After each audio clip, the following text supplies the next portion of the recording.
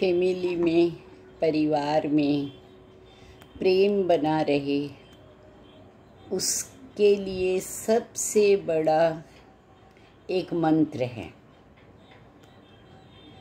आजकल परिवार होते ही नहीं हैं। परिवार के नाम पे मुश्किल से 3 या 4 मेंबर का घर होता है, पति पत्नी और 1 या 2 बच्चे। लेकिन उनमें भी बहुत अच्छी अंडरस्टैंडिंग नहीं हो पाती है।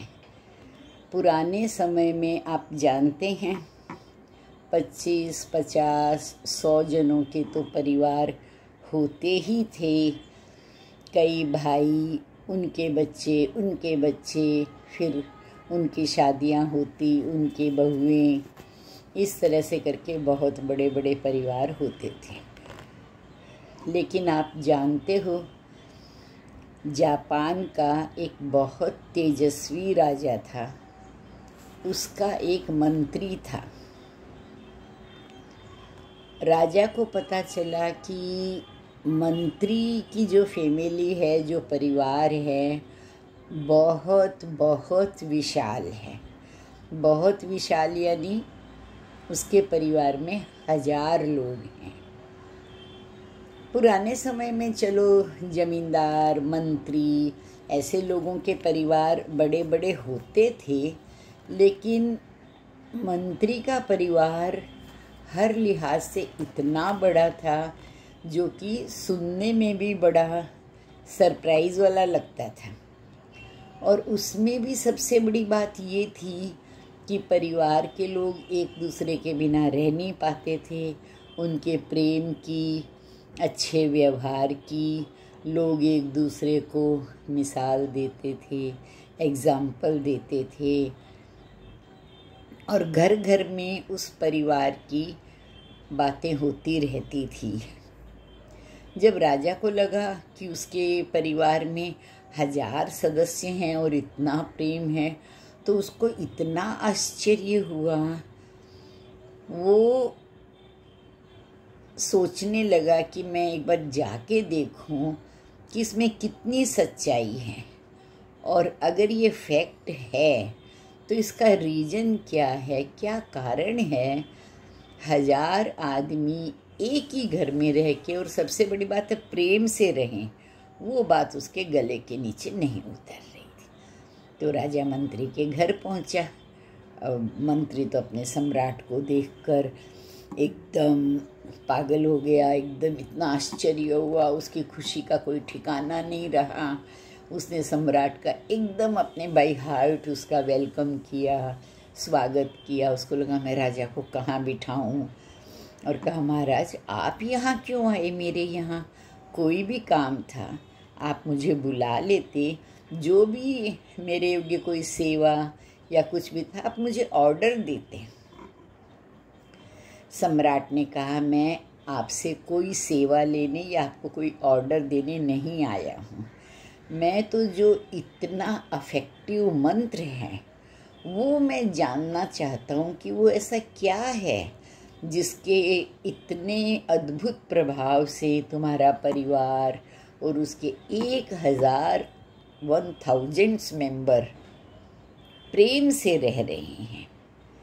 मंत्री ने कहा महाराज मैं वो मंत्र आपको आज यहाँ नहीं बताऊँगा, कल आपके दरबार में मैं सबके सामने आपको बताऊँगा। राजा बोला ठीक है।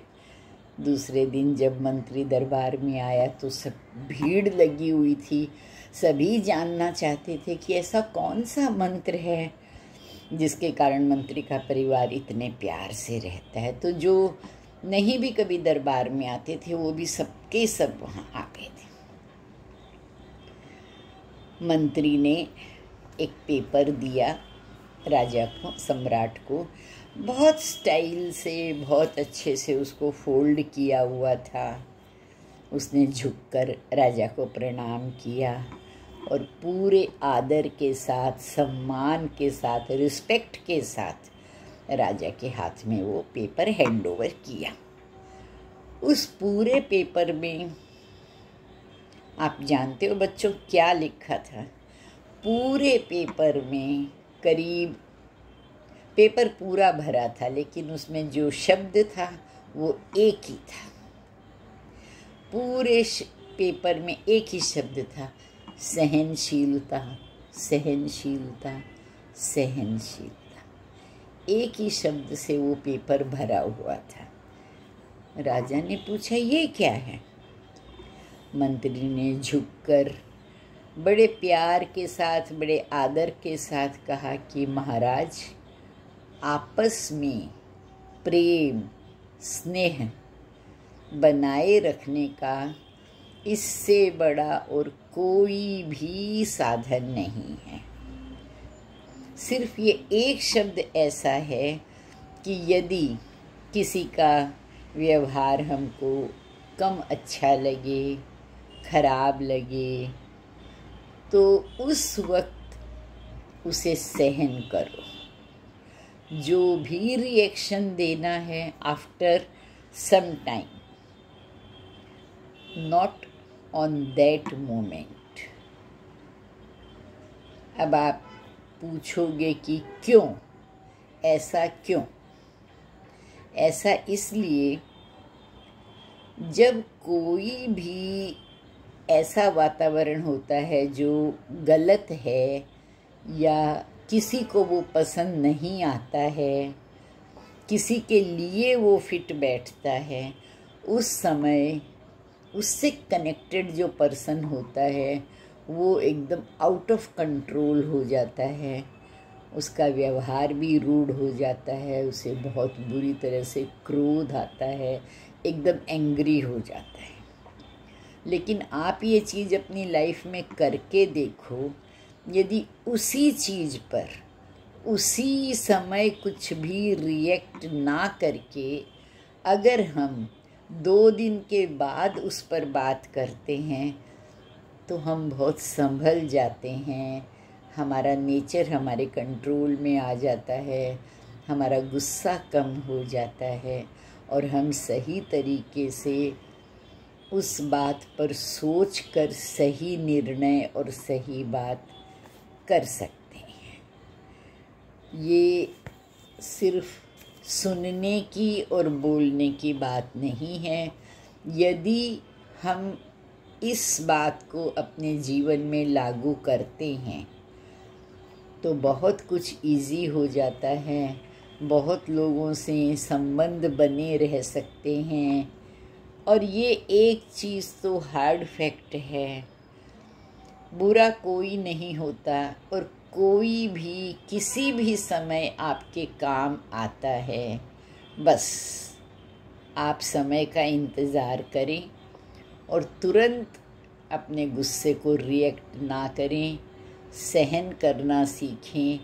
आज की पीढ़ी में सहनशीलता बिल्कुल भी नहीं है। 1 सेकंड भी वो कुछ सहन नहीं कर पाते हैं और वही चीज़ हमारे लिए बड़ी ख़राब सिद्ध होती है। तो यदि हम थोड़ा सा सहन करना सीख लें तो काफ़ी कुछ सुलझ सकता है और अच्छी तरह से हो सकता है।